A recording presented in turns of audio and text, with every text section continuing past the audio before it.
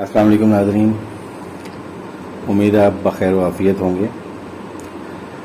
Microsoft Excel में हमने बहुत सारे लेक्चर्स लिए, आपने वीडियोस देखी होंगी और आज मैंने सोचा कि अगर आप किसी ऑर्गेनाइजेशन में पेरोल डिपार्टमेंट के हेड हैं और आपकी ज़िम्मेदारी है कि हर महीने एम्प्लॉयज़ की सैलरीज में से टैक्स विदहेल्ड करना या उनकी पेरोल शीट्स बनाना है, तो उस सिलसिले में एक ऑटोमेशन मॉडल माइक्रोसॉफ्ट एक्सेल में आज बनाएंगे इंशाल्लाह हम, और उसमें हम ग्रॉस सैलरी और एग्जाम्प्ट सैलरी निकालेंगे या टैक्सेबल सैलरी डाल के हम निकालेंगे कि ऑटोमेटिकली टैक्स कैसे कैलकुलेट होगा।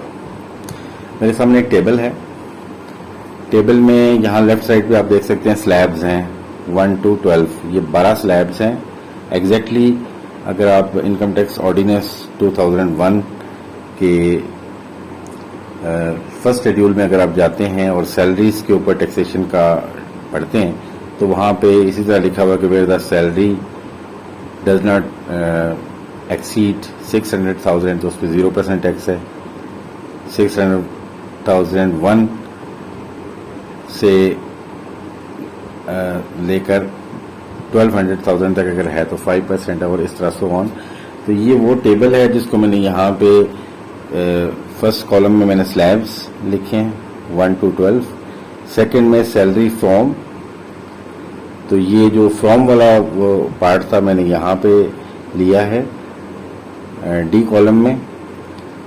ई कॉलम में मैंने 2 का वर्ड ऐड किया है, ये ऑप्शनल है, अगर आप चाहते हैं तो इसको लिख लें वरना छोड़ दें, लेकिन जस्ट एक ताकि आपका जो टेबल है बड़ा सेल्फ एक्सप्लेनेटरी हो जाए और इसको समझने के लिए कोई प्रॉब्लम ना हो, तो मैंने 2 का वर्ड लगाया है। और जो एफ कॉलम है इसमें सैलरी 2 यानी this from this salary to this salary अगर होगा तो उस पर ये टैक्स रेट अप्लाई होगा। तो ये टैक्स रेट है जी में, ये रेट्स वही हैं जो कि शेड्यूल 1 में दिए हुए हैं, फर्स्ट शेड्यूल में दिए हुए हैं, ठीक है।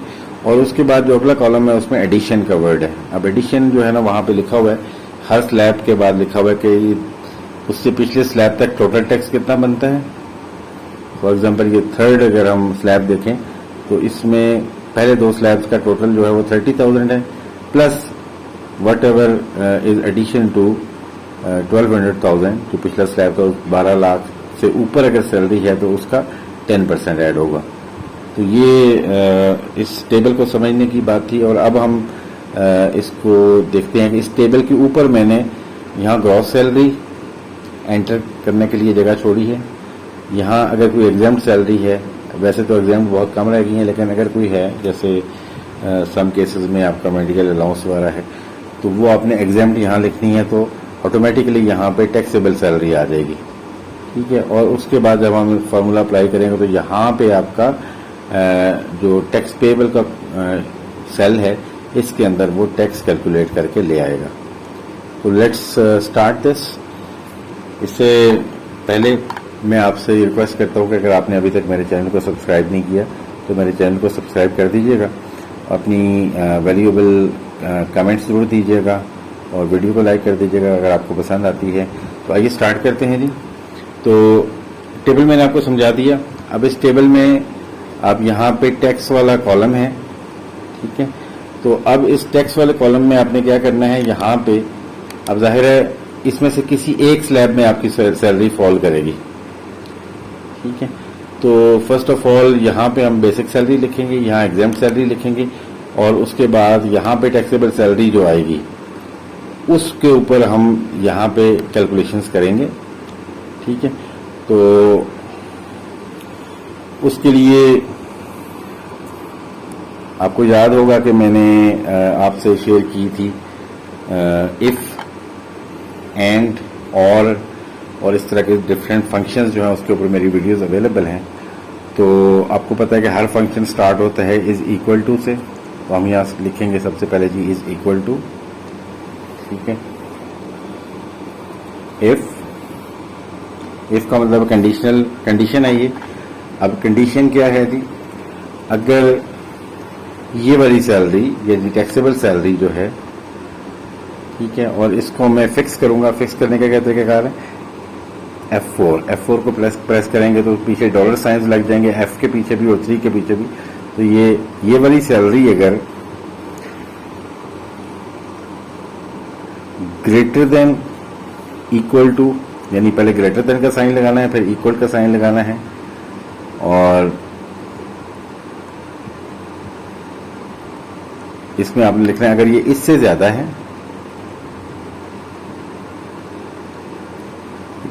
इफ के बाद मैं यहां पे एंड का फंक्शन यूज करूंगा। क्या यूज करूंगा?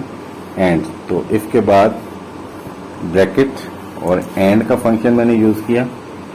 ठीक है, अब यानी कि आपका अगर टैक्सेबल सैलरी इस मिनिमम सैलरी फ्रॉम से ज्यादा है और सैलरी 2 से कम है, यानी कि जो इस रेंज में सैलरी आती है, इस स्लैब के अंदर जो सैलरी आती है उससे कम है, तो आपने लिखना है एंड करके, और उसके बाद आपने कॉमा लगाना है। और एंड का दूसरा फंक्शन क्या है जी, कि यही टैक्सेबल सैलरी यानी कि F3, और इसको मैं अगेन F4 कर दूंगा ताकि ये फिक्स्ड हो जाए।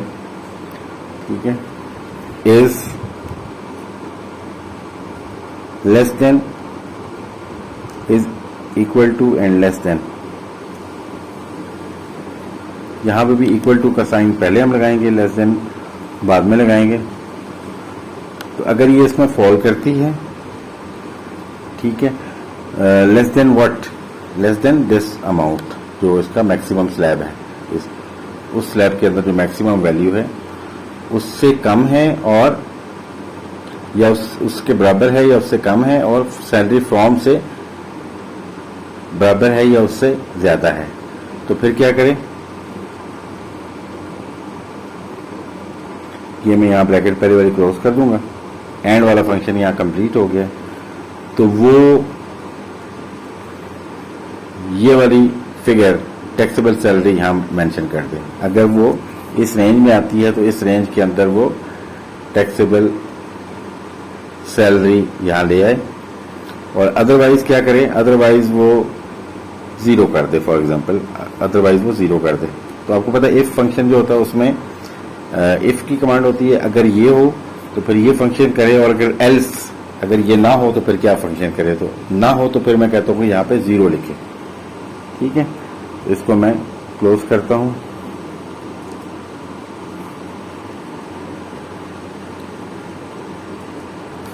तो ये देखें यहां पे आपका फंक्शन अप्लाई हो गया। ये इस रेंज में, इस स्लैब में ये फॉल नहीं करती ये सैलरी। ठीक है, तो उसमें हम यहाँ पे कोई सैलरी लिख देते हैं ताकि साथ साथ ट्रैक भी होता रहे। तो मैं कहता हूँ जी 600,000 अगर आपकी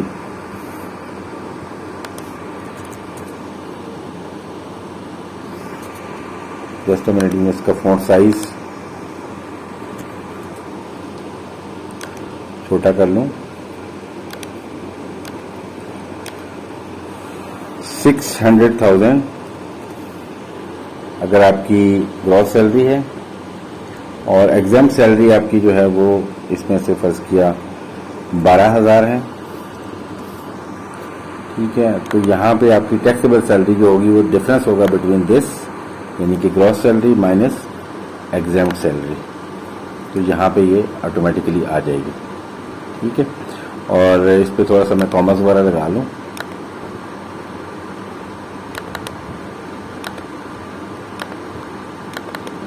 नाउ इट लुक्स बेटर।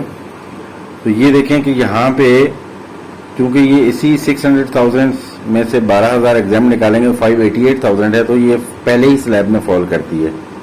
ठीक है, तो उसने पहले स्लैब में इसको टैक्स की बजाय टैक्सेबल सैलरी कर देता हूं, तो ये इसमें फॉल कर रही है। अब मैं इसको जरा बढ़ा देता हूं, 750,000 कर देता हूं। तो अब आप देखें कि इसमें फॉल नहीं करती, इसने यहां जीरो कर दिया है। ठीक है, अब ये आपके मॉडल का बेसिक स्ट्रक्चर तैयार हो चुका है।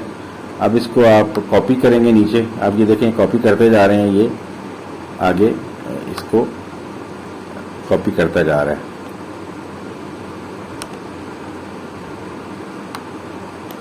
मेरा फॉर्मेटिंग कर लूं।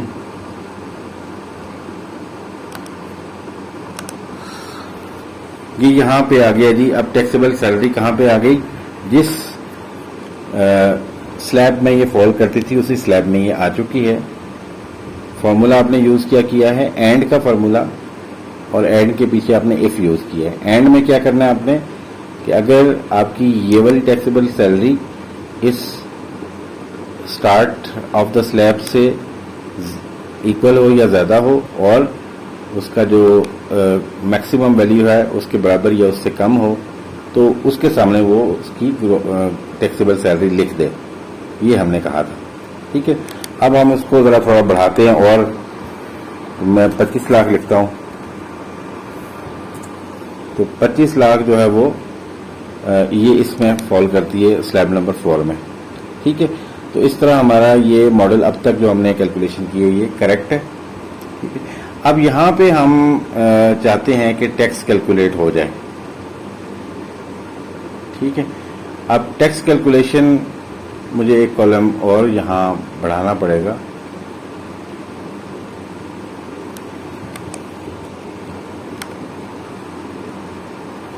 यहां लिखता हूं मैं टैक्स।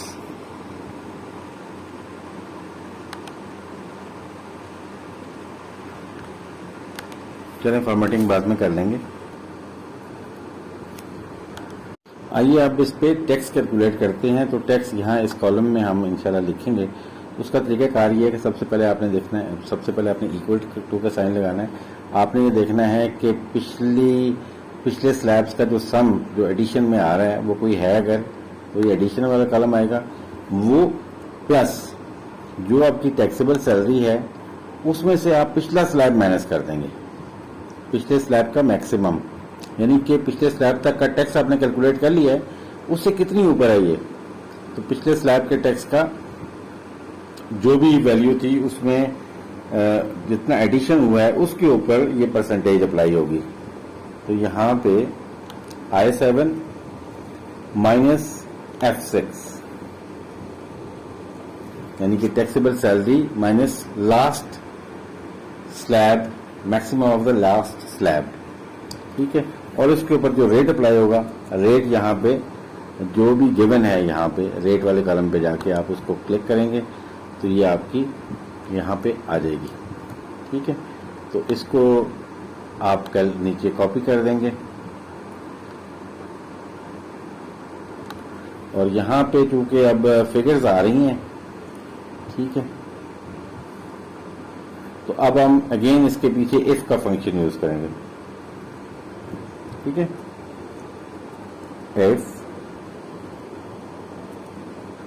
इफ के बाद अगर आप कहेंगे जी कि अगर taxable salary is equal to 0, अगर ये 0 है तो यहां पे 0 लिखे, और अगर नहीं है तो फिर अब ये ब्रैकेट के अंदर आप अगेन इसको, ये जो आपने आर्गुमेंट लिखा है इसको ब्रैकेट के अंदर कर देंगे और ये आप यहाँ पे लिखेंगे कि अगर ये 0 है तो 0 करे, और अगर 0 नहीं है तो फिर इस पे टैक्स कैलकुलेट करें। तो अब आपने देखा कि बाकी सारे कॉलम्स, बाकी सारे सेल 0 हो गए, और जिस सेल का जिस टैक्सेबल सैलरी जिस सेल के अंदर फॉल करती थी, जिस स्लैब में, उसके सामने उसने उसका टैक्स कैलकुलेट कर दिया। ठीक है, अभी हम ये चेक भी कर लेते हैं कि यहाँ पे स्लैब नंबर 4 है, इसमें 18 से 25 लाख है, 1800,000 टू 2.5 मिलियंस, तो ये इसके अंदर बाकी इसी के अंदर फॉल करती है। Yes, correct. अब इससे पहले एडिशन कितना है जी, इसमें 90,000 का एडिशन था।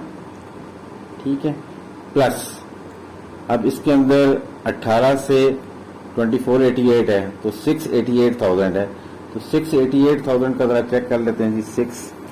688,000 मल्टीप्लाइड बाय इस स्लैब का जो टैक्स रेट है वो 15% है, 15% से हम मल्टीप्लाई कर देंगे तो 103।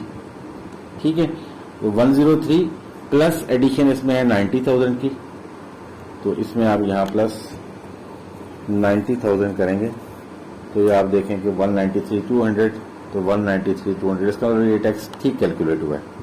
लें जनाब, आपका ऑलमोस्ट रेडी है इस वक्त मॉडल। ठीक है, तो इसको ज़रा थोड़ा सा फॉर्मेट दोबारा कर लेते हैं। ठीक है, इसमें पहले मैं इसकी नो फॉर्मेटिंग करूँगा और फिर उसके बाद यहाँ से ये वाली फॉर्मेटिंग कर देता हूँ। तो ये आपका यहाँ पे टैक्स कैलकुलेट कर दिया इसने।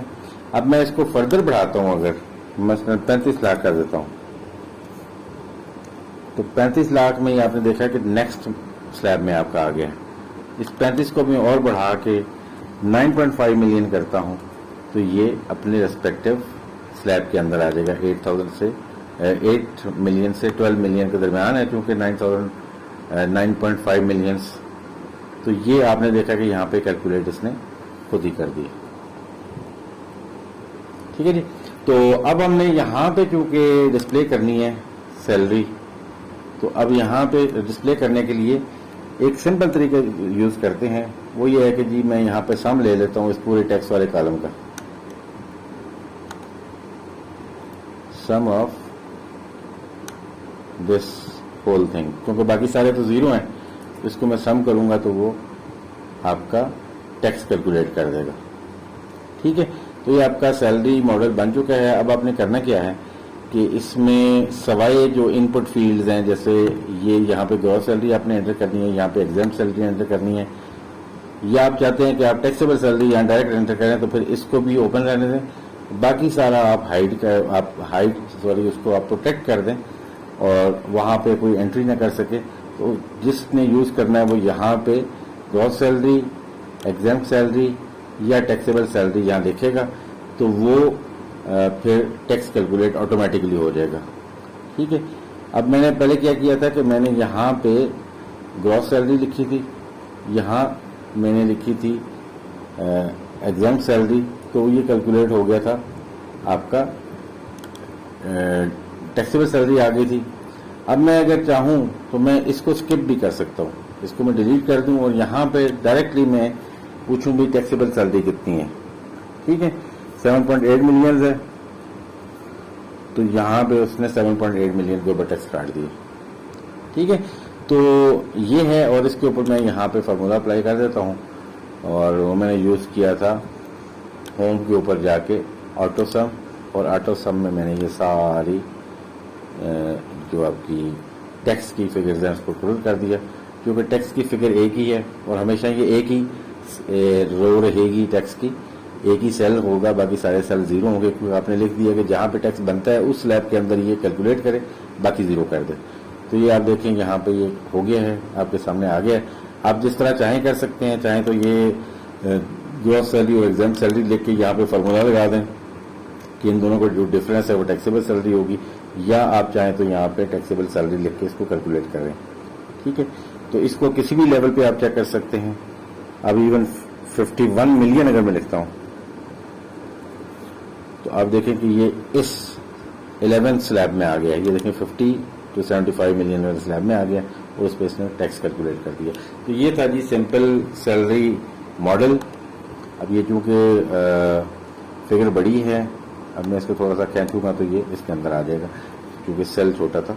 तो आप अपने हिसाब से इसको बना सकते हैं और अपना सिंपल सैलरी कैलकुलेटर खुद डेवलप कर सकते हैं, और आपका काम इंशाल्लाह आसान हो जाएगा, और आप 1 सेकंड के अंदर जो है वो किसी भी एम्प्लॉय की सैलरी के ऊपर टैक्सेशन निकाल सकते हैं। आई होप कि आज की वीडियो आपको पसंद आई होगी। वीडियो को लाइक कर दीजिएगा और चैनल को सब्सक्राइब कर दीजिएगा। इंशाल्लाह हाजिर होते हैं एक नई वीडियो के साथ बहुत जल्द। तब तक के लिए इजाज़त। अल्लाह हाफिज़, अपना बहुत सारा ख्याल रखिएगा जी।